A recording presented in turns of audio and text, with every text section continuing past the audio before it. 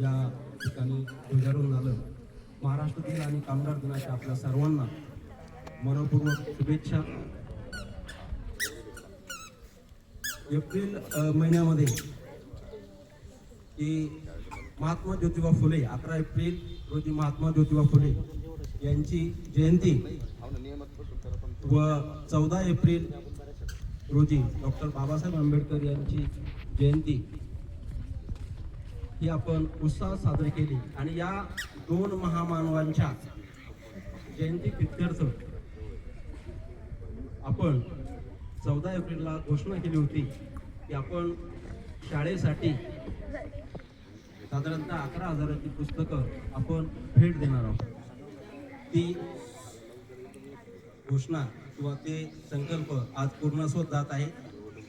मित्रांनो, की आमच्या श्री आसारामजी भांडवलदार महाविद्यालयामध्ये मागील 2 वर्षापासून शाल आणि बुके हे बंद करण्यात आलेलं आहे.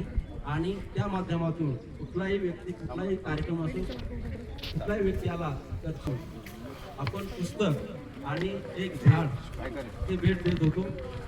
मी मागच्या 1 वर्षापासून की कुणाचाही वाढदिवस असेल, कुणाचं वास्तुशांती असेल, कोणी काहीतरी नवीन घेतलं असेल, अभिनंदन करत असेल तर त्याला शाल न देता किंवा त्याला बुके न घालता त्याला एक पुस्तक आपण भेट देतो आहे. आणि हाच उपक्रम जर आता सरांनी सांगितलं की माननीय जिल्हाधिकारी साहेब यांनी तो चालू केलेला आहे. आणि त्याच्या माध्यमातून की जिल्हा परिषदच्या शाळेमध्ये अनेक पुस्तकं ही मुलांच्या वाढदिवसाच्या निमित्तानं सुद्धा ही या ठिकाणी जमा होऊ लागलेली आहे. मला या एक सांगायचं आहे की या कॅम्पसमध्ये म्हणजे मी तुमचा मोठा भाऊ आहे. मी या शाळेचा माजी विद्यार्थी आहे आणि मोठा भाऊ म्हणून माझं कर्तव्य आहे की तुमच्यापेक्षा 2 उन्हाळे किंवा 2 पावसाळे हे जास्त खाल्लेले आहे. आणि म्हणून येणाऱ्या काळामध्ये आपल्याला कशाची गरज आहे किंवा कशाची आवश्यकता आहे, येणारा काळ हा स्पर्धेचा काळ आहे. स्किल आपल्याकडे असणं गरजेचं आहे. आपल्याकडे कोणतं तरी कौशल्य आत्मसात असणं गरजेचं आहे. आणि कुठंतरी आपण जेव्हा या शाळेतून बाहेर जाऊ आणि त्यावेळेस ते आपल्याला समजणार किंवा कळणार, त्यावेळेस मला असं वाटतं वेळ ही गेलेली असते. आणि म्हणून आत्तापासूनच जे जे काय आपलं ध्येय असेल, जे जे काय आपलं जीवनामध्ये उद्दिष्ट असेल ते पूर्ण करण्यासाठी आत्तापासूनच आपण तयारी केली पाहिजे किंवा आत्तापासूनच आपण सुरुवात केली पाहिजे. आणि हे करत असताना की आपण मला असं वाटतं जवळपास सर्वच विद्यार्थी हे आपले शेतकरी, शेतमजूर, कामगारांची मुलं आहेत.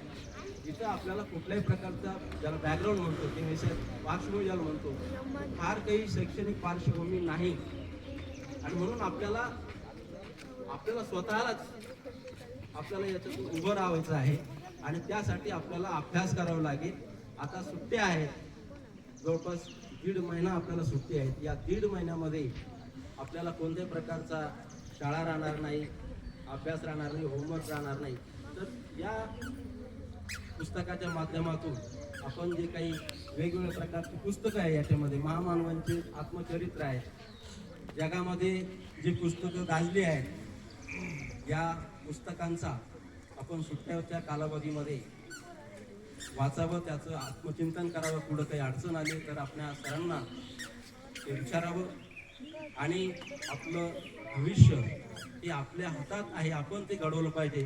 आपल्याला दुसरं कोणी येऊन सांगणार नाही किंवा दुसरं कोणी करणार नाही. आपल्यालाच या पुस्तकाला म्हणजे सर्वसामान्य माणसाला जर आपली परिस्थिती बदलायची असेल, आपलं स्टेटस बदलायचं असेल तर आपल्याला पुस्तकाशिवाय पर्याय नाही.